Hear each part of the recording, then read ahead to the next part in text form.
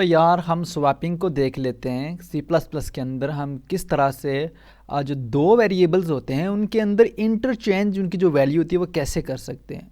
ठीक है, मतलब अगर किसी हमारे पास अगर कोई दो वेरिएबल हैं और उनको हमने आपस में इंटरचेंज करवाना है तो हम कैसे करवा सकते हैं यूजिंग अ थर्ड वेरिएबल। ठीक है, हम किसी तीसरे वेरिएबल की मदद से हम इस काम को कर सकते हैं। तो मैं क्या करूँगा, यहाँ पर एक जल्दी से फाइल बनाऊँगा और उसका नाम रखूँगा tut22.cpp के नाम से, और मैं यहाँ पर बिना टाइम वेस्ट किए अपनी जो स्निपेट है सी प्लस प्लस की उसको अप्लाई कर दूँगा और मैं इसको यहाँ पर क्या करूँगा, जूम इन कर लूँगा।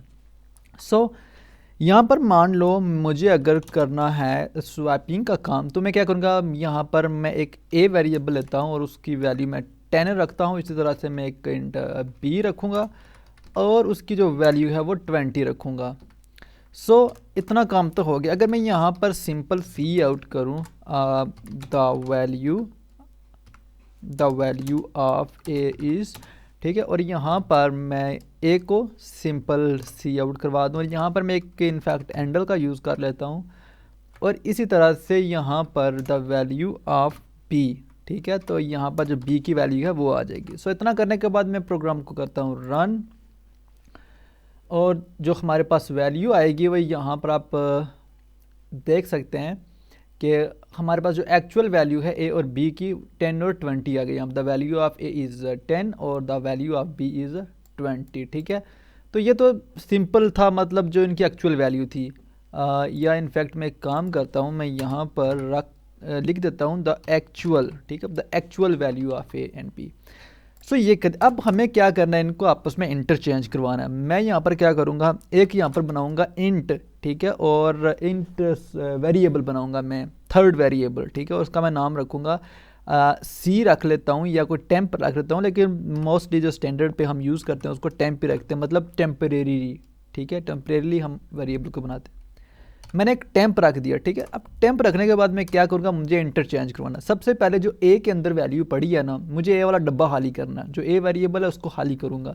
मैं क्या करूँगा, जो मेरा टेम्प है ना उसको मैं इक्वल कर दूंगा ए के। अब जैसे ही मैंने टेम्प के अंदर ए की वैल्यू डाली तो मेरा जो ए था वो वाला डब्बा खाली हो गया। ठीक है, अब जब मेरा ए का डब्बा खाली हो गया तो मैं ए के अंदर जो बी की वैल्यू है उसको डाल सकता हूँ। हो गया। अब मेरा जो बी था, बी मेरा खाली हो गया। अब ए के अंदर तो बी की वैल्यू चली गई, लेकिन जो मेरा बी था वो खाली हो गया। अब मैं क्या करूँगा, अब मैं बी के अंदर वो जो मैंने टेम्प के अंदर वैल्यू डाली थी सबसे पहले मैंने बैकअप के लिए स्टोर की थी, वो दोबारा से मैं अपने बी के अंदर डाल दूँगा। और ये सब करने के बाद अगर मैं दोबारा से इन दो लाइन्स को मैं यहाँ पर प्रिंट करूँ तो द एक्चुअल, और यहाँ पर मैं लिख देता हूँ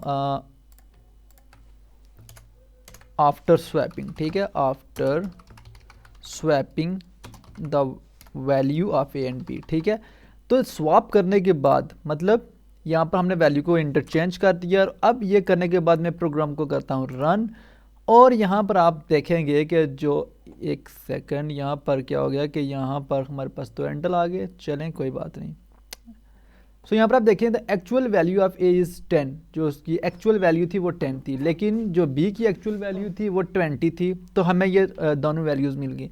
लेकिन जब हमने इनको स्वैप किया, आपस में इंटरचेंज करवाया थर्ड वेरिएबल को यूज़ करते हुए, तो यहाँ पर after swapping the value of A is 20 हो गई और जो बी था उसके अंदर 10 चली गई। ठीक है, पहले 10 20 था और अब हमारे पास 20 10 है। इस तरह से हम सी प्लस प्लस के अंदर थर्ड वेरिएबल को यूज़ करते हुए वैल्यू को स्वैप कर सकते हैं। यार इसके अंदर इतना ही। इसी के साथ इजाज़त। I will see you in the next video.